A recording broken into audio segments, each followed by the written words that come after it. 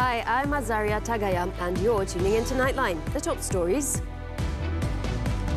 Government to introduce Malaysia Madani white rice from March 1st.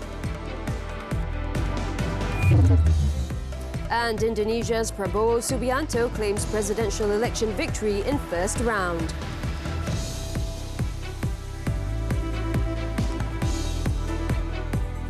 Good morning.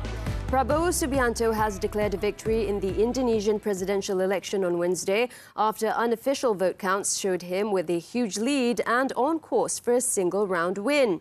Based on quick count ballots at samples of voting stations nationwide, 72-year-old Prabowo, along with incumbent President Joko Widodo's son, Gibran Rakabuming Raka, as his running mate, trounced his rivals, winning about 58% of votes according to 4 pollsters. The number of votes tallied ranged from about 86% to 95% as of 10 p.m. Rivals Anies Baswedan and Ganjar Pranowo trailed with about 25% and 17% respectively. To win in a single round, a candidate needs more than 50% of votes cast and at least 20% of the ballots in the half of the country's provinces. If no candidate wins a majority, a runoff between the top 2 finishers will be held in June.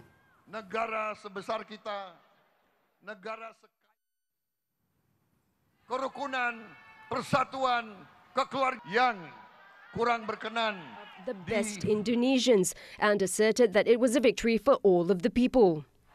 Kemenangan ini harus menjadi kemenangan untuk seluruh rakyat Indonesia.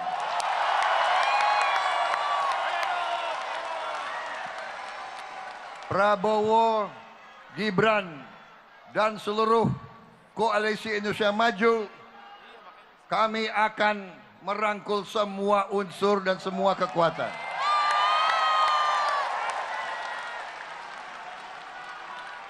Kami akan menjadi presiden, wakil presiden, dan pemerintah untuk seluruh rakyat Indonesia.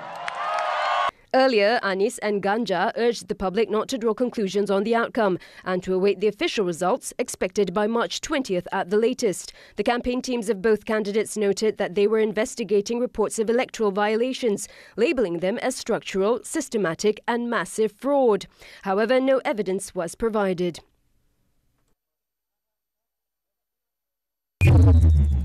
Earlier, the 3 main candidates cast their votes at 3 different polling stations. Prabowo cast his vote early at a polling station in Bojongkoneng, while another candidate, Anies, fulfilled his responsibility in Jakarta.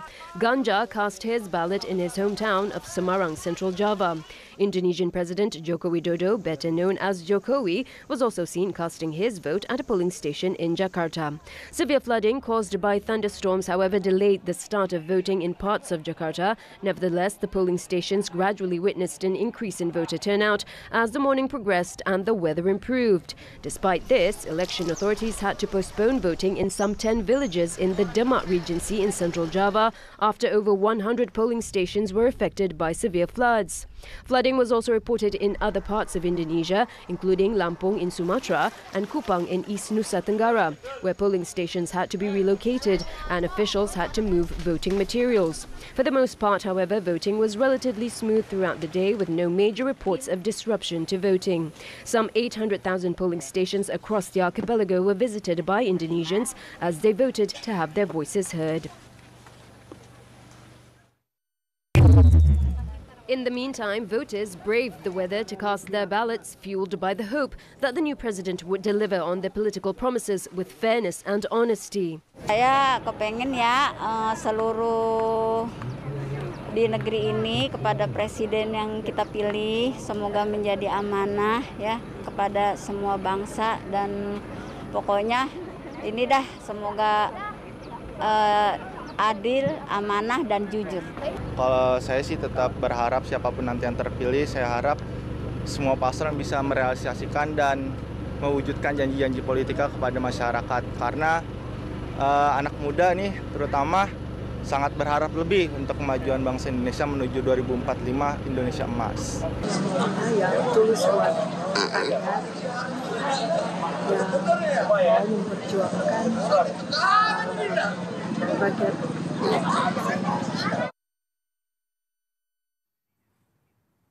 And we have with us now our correspondent in Jakarta, Nadia Mohsin.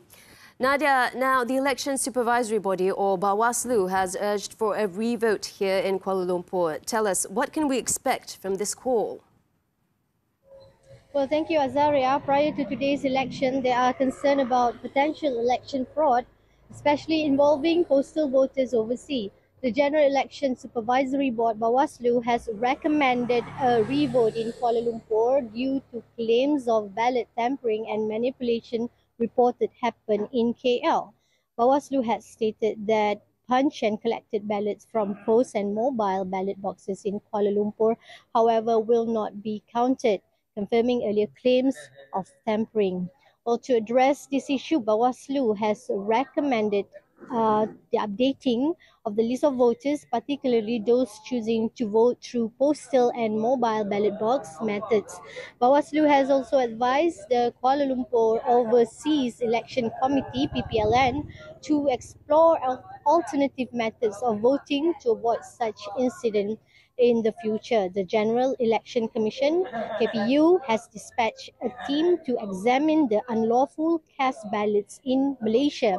The national vote recapitulation for the general election is scheduled to take place from February 15 to March 20, 2024 in accordance with KPU Regulation Number 3 of 2022. Okay, so we heard earlier that Prabowo has called for calm while waiting for the official results. Can you tell us, have there been any incidents reported and what's the current situation there?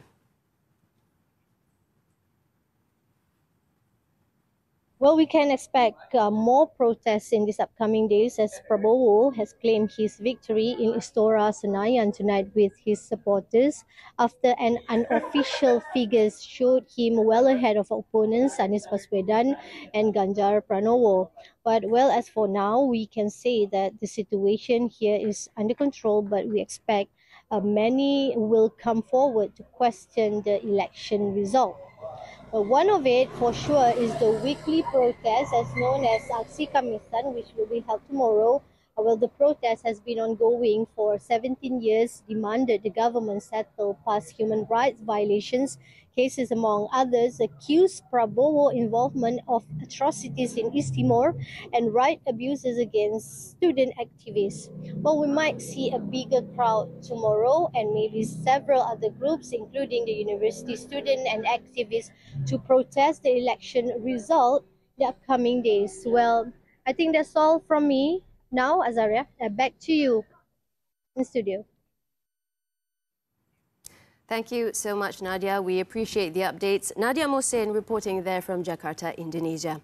Now, moving on, the government will introduce the Malaysia Madani white rice on February 19th, which is expected to be available in the market starting from March 1st. National Action Council for Cost of Living, NACOL's Food Prices Committee Chairman, Datuk Syed Abu Hussein Hafiz Syed Abul Faizal said the Malaysia Madani white rice will be the sole category of white rice in the country, as the government has agreed to abolish the local white rice and imported white rice categories.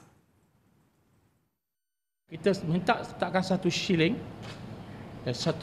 harga dan tidak ada harga lain selain daripada harga yang telah kita bincangkan.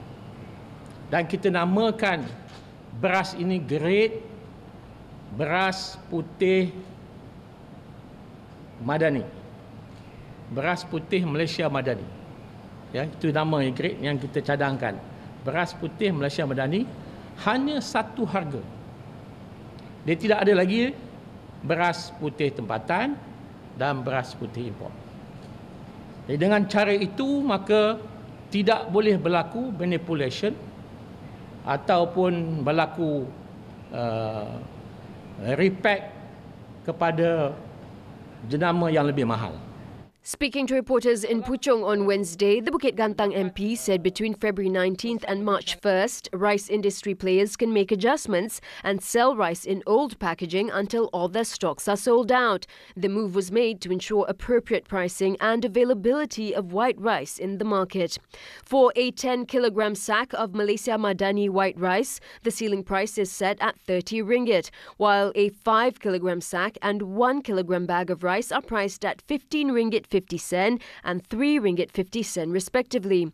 Industry players must change the labelling and packaging of rice sacks according to the new regulations by March 1st, while those who wish to maintain the old packaging must attach the Malaysia Madani white rice price sticker as prescribed.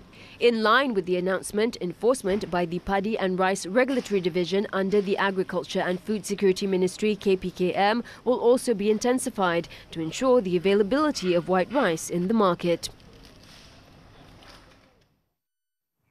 Yang di-Pertuan Agong Sultan Ibrahim has given his consent to the establishment of a Royal Commission of Inquiry (RCI) to review with immediate effect the handling of cases involving the sovereignty of Batu Puteh, Middle Rocks and South Ledge. The King also consented to the appointment of 7 RCI commissioners, with former Chief Justice Tun Mat Raus Sharif serving as chairman.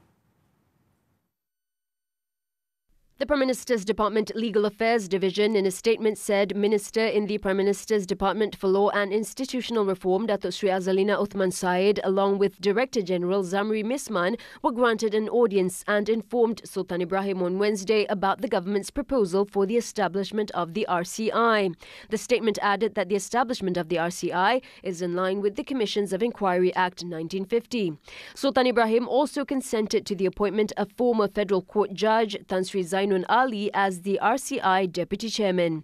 The 5 other RCI members are legal expert Datuk Dr. Baljit Singh Sidhu, former University Malaya Law Faculty Dean Professor Dr. Johan Shamsuddin Saparudin, Constitutional Law and Administrative Law expert Professor Datin Dr. Faridah Jalil, Johor State Financial Officer Datuk Muhammad Ridha Abdul Qadir, and Marine Department Southern Region Director Dixon Dollah. The Cabinet agreed to set up the RCI on January 24th, with Chief Secretary to the Government Tan Sri Muhammad Zuki Ali stating that the RCI's members were expected to conduct the investigation transparently, fairly and impartially to avoid any issues involving conflict of interest with relevant parties.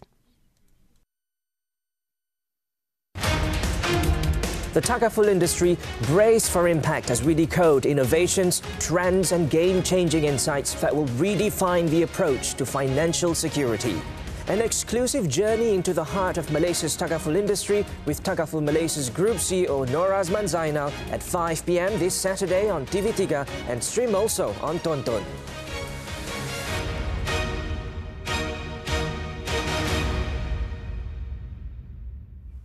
Now, the decision on the improvement of the civil service salary structure system is expected to be announced during the tabling of the 2025 budget. The Public Service Department said that the proposed improvement would be finalised and presented to the Cabinet for approval at the beginning of the second quarter of this year at the latest. The PSD said civil servants can still submit proposals to improve the existing salary system, covering all aspects of service. Proposals can be submitted before March 1st through the Remuneration Review portal that was launched in August last year. Prime Minister Datuk Sri Anwar Ibrahim on Tuesday had chaired the review of the Public Service Remuneration System main committee meeting. The meeting discussed and deliberated on improvement initiatives within the review of the Public Service Remuneration System, or SSPA, especially concerning aspects of enhancing the disposable income of public servants. The meeting also emphasised elements of civil service reform, such as digitising service systems, holistic strategic cooperation and the whole-of-nation approach. This is to enhance the efficiency, effectiveness and professionalism of the civil service in providing the best service to the people and the country. A preliminary report on the light aircraft crash near Kampung Tok Muda in Kapas, Selangor on Tuesday is expected to be ready in 30 days. The Transport Ministry said the Air Accident Investigation Bureau, AAIB, has initiated a technical probe and a full report would be produced in a year. On Wednesday, a team from the AAIB and relevant agencies began work to collect and remove the wreckage from the tragic BK-160 Gabriel aircraft crash at 10 a.m. An excavator was also used to extract the aircraft engine, while a team of workers collected the remaining debris, loading it onto a truck and a four-wheel drive vehicle. The work concluded at around 1:05 p.m. and the wreckage and debris were transported to a hangar near Subang Airport for further investigation.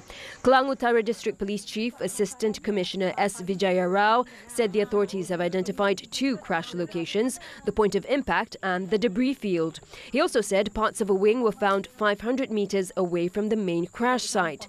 It was reported that the pilot and co-pilot of the light plane that nosedived and crashed in Kampung Tok Muda were found dead in the cockpit at a depth of 2 meters in the ground at an oil palm plantation there.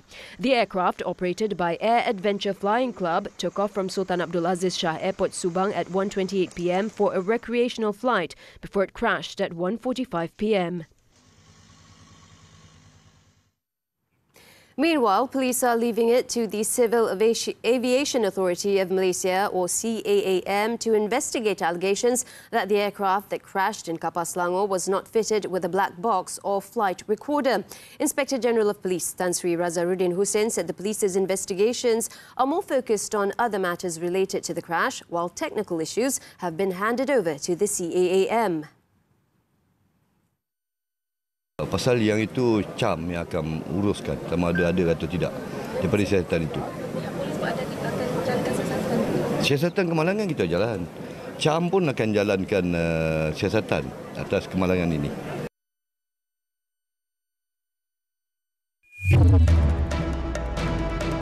Pakistan's stalemate ends. News from the foreign front when we return.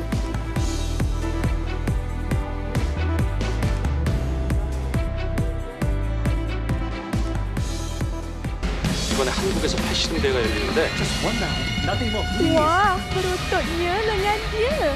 Jago gusti tangan ni jangan main-main. Sampai terbang ke Korea demi mencari kemenangan. Tapi lain pula yang dia jumpa.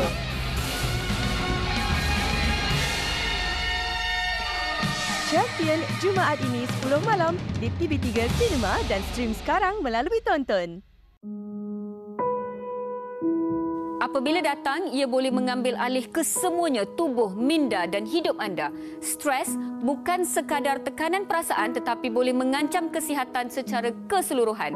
Kenalilah tanda-tanda stres sejak awal dan bincang mengenainya secara terbuka.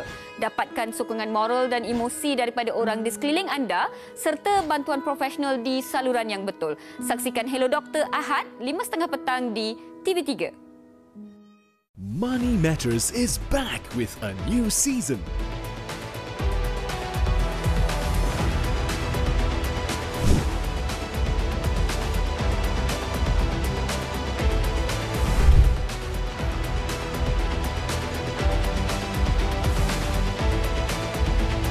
Your key insights into finance. Money Matters. Every Saturday, 5 p.m. only on TV3 and stream now on Tonton.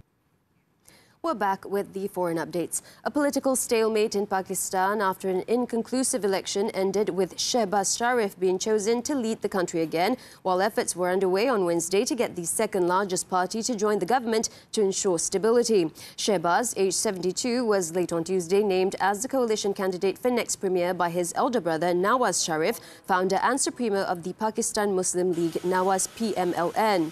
The Pakistan People's Party, PPP, a former foreign minister, Bilawal Bhutto Zardari, backed the choice but did not commit to joining the government, indicating it would support a minority government from the outside. Officials in both PMLN and PPP said they had formed the internal committees to discuss the modalities of government formation, and the agenda included getting PPP to join the administration and take cabinet positions.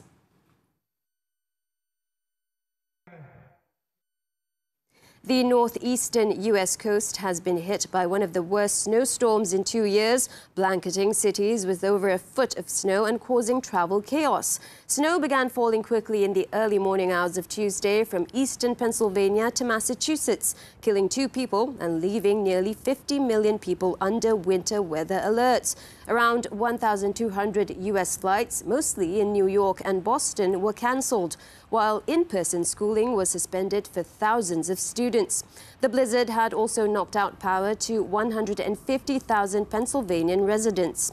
Tuesday's storm ended a 744-day relative snow drought for New York City, which has not seen more than 2.5 inches of snow in over 2 years. In the Philippines, a Catholic church balcony collapsed, killing an elderly woman and injuring 53 others during a packed mass on Ash Wednesday. About 400 people were attending mass when the accident occurred at the St. Peter the Apostle Church in the city of San Jose del Monte, near Manila. According to authorities, part of the floor caved in, plunging parishioners to the ground floor. The dead victim, an 80-year-old woman, died from her chest injuries at a local hospital, while the other victims, who were also mostly elderly, sustained bruises and other slight injuries. Its mayor, Arthur Robes, has ordered the damaged church shut as investigators inspected the building's structural safety.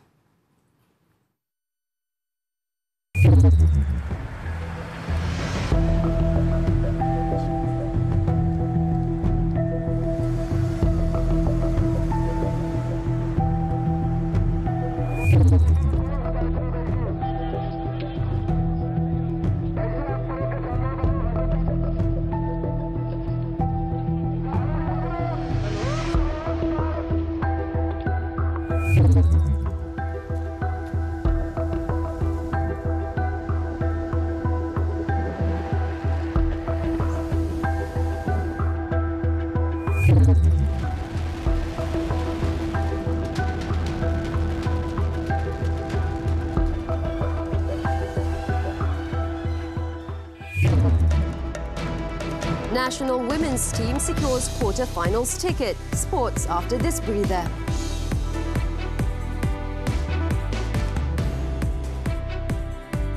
Exploring an exciting new financial potential. Your key insights into finance. Money Matters every Saturday 5 p.m. only on TV3 and stream now on Tonton. Mereka hanya ada 7 hari untuk menyempurnakannya. Are you with me? Let's bring it in! Come on! Let's do it! Mengubah mimpi menjadi realiti dalam satu misi membina semula rumah yang baru. Beautiful village we're making. Got the custom tile in, cabinets are going in right now. Love it! Looking good! Yep. Extreme Makeover Home Edition setiap Sabtu 12:30 hari. Stream sekarang di Tonton dan di TV3. 이번에 한국에서 패션 대회가 열리는데 Wah, berototnya lengan dia. Jago gusti tangan ni jangan main-main. Sampai terbang ke Korea demi mencari kemenangan. Tapi lain pula yang dia jumpa.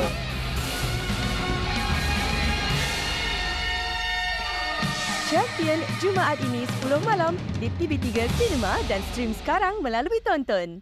We're back with sports badminton. The 2024 Badminton Asia Team Championships. The national women's team confirmed their place in the quarterfinals after easily eliminating the United Arab Emirates 5-0 on Wednesday. Former world junior champion Goh Jin Wei drew the first blood, beating Nurani Ratu Azahra 21-13, 21-9 in 29 minutes. In the next two singles matches, K. Letshana edged S. Madhumita 21-11, 21-14, while Wong Ling Ching overcame S. Sri Yukta 21-14, 21-12 to seal the victory with a 3-0 lead. The Malaysian shuttlers continued their dominating in the doubles as national number 1 Perlitan M. Tina outclassed R. Nayonika Madhumita 21-4, 21-5 in just 21 minutes. While scratch pair Tan Zing Yi Teo Mei Zing defeated Zainaba Reem Siraj Sri Yukta 21-4, 21-14 to complete the perfect win. The real test for the national team, however, will be Thursday's match against third seeds Thailand to determine the group topper, with the semi-finalist earning automatic qualifications for the Uber Cup. On to athletics, the 2024 World Para-Athletics Grand Prix. National para-aces Dato' Abdul Latif Romli and Muhammad Ziad Zulkifli continued to demonstrate exceptional performances on the international stage, securing gold medals on Tuesday. A two-time Paralympic gold medalist, Abdul Latif emerged victorious in the men's T20 long jump event with a leap of 7.11 metres, positioning himself for a potential gold medal hat-trick at the 2024 Paris Paralympics. Ziyad then recorded a throw of 16.62 metres to dominate the men's F20 shot put event, defeating Muhammad Atisha from Turkey and Bunkong Sanaput from Thailand. Another Malaysian athlete, Muhammad Alif Muhammad Awi, finished fourth with a throw of 12.61 metres.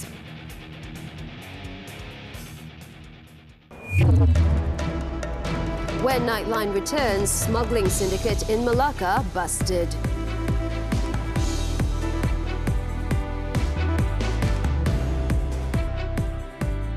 이번에 한국에서 패시름 대회가 열리는데 Wah, berototnya lengan dia. Jago gusti tangan ni jangan main-main. Sampai terbang ke Korea demi mencari kemenangan. Tapi... lain pula yang dia jumpa.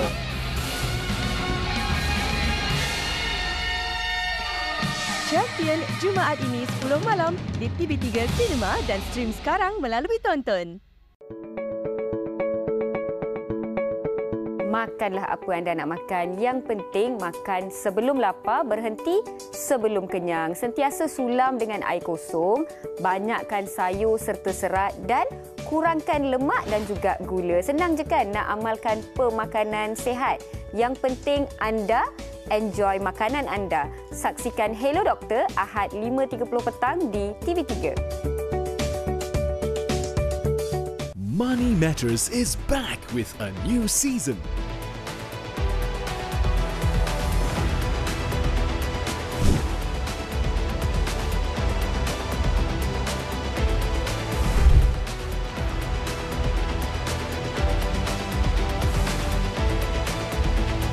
Your key insights into finance. Money Matters. Every Saturday, 5 p.m. Only on TV3 and stream now on Tonton. Thanks for staying with us on Nightline. The Malacca Customs Department foiled 6 smuggling activities involving luxury cars, alcoholic beverages and various brands of cigarettes, resulting in seizures worth 5.84 million ringgit in the state as well as Johor throughout last month. Its director, Nazri Ciani, said 3 locals, including a woman aged between 30s and 50s, were detained to assist in the investigations. Among the illicit items seized included 3.81 million of cigarette sticks, valued at 2.85 million ringgit, including taxes. The seizure was made during a raid at a warehouse in Ulu Tiram, Johor on January 29th. Another 2.78 million sticks of smuggled cigarettes valued at 2.23 million ringgit, including taxes, were seized from a lorry along Jalan Kluang Kota Tinggi, also in Johor, on January 28th. Besides the cigarette seizures, a Porsche Panamera believed to have been smuggled from Singapore was also seized at a house in Jasin, Malacca on January 18th. The car, which had no registration number and road tax, is estimated to be worth 286,000 ringgit, including taxes.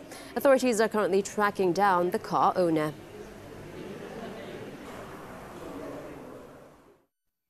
Now, the man who had run amok at his family flat in Jelutong, Pulau Pinang on Tuesday night tested positive for methamphetamine. The suspect has been remanded for 3 days.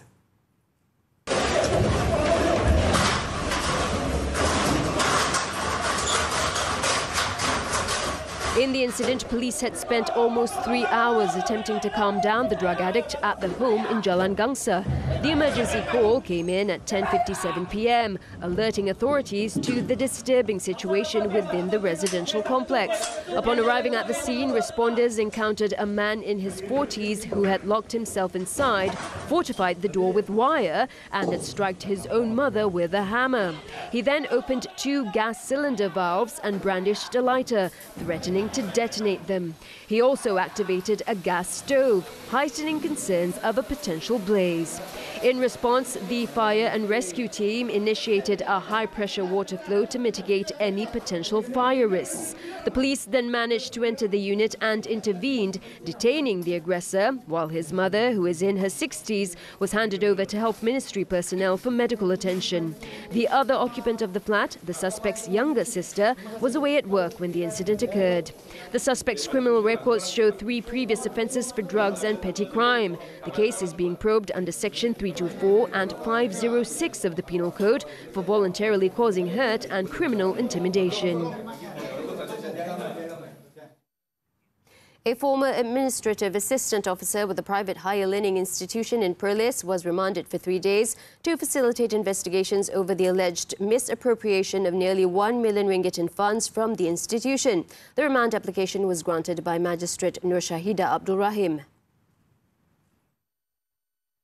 The 33-year-old man was one of 2 suspects detained by the Malaysian Anti-Corruption Commission MACC in separate locations in Kuala Lumpur and Kanga on Tuesday after they turned up to have their statements recorded.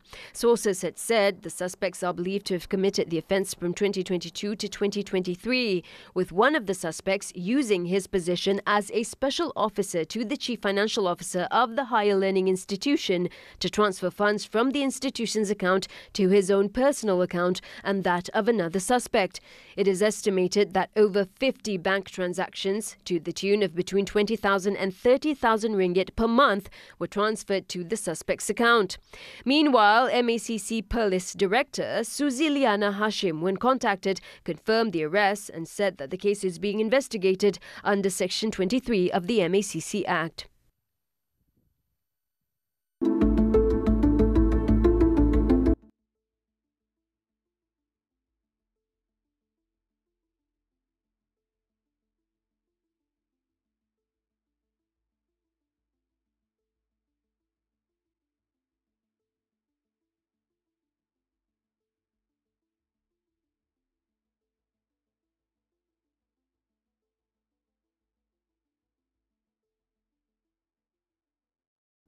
As we wrap up Nightline this time around, let's take a look at the 7th edition of the 2024 Dark Fest in South Africa, where some of the world's best and most daring mountain bikers gathered in the Stellenbosch region to showcase their skills on the enormous jump line. With that, I'm Azaria Tagaya. Thank you for watching, and we'll catch you next time.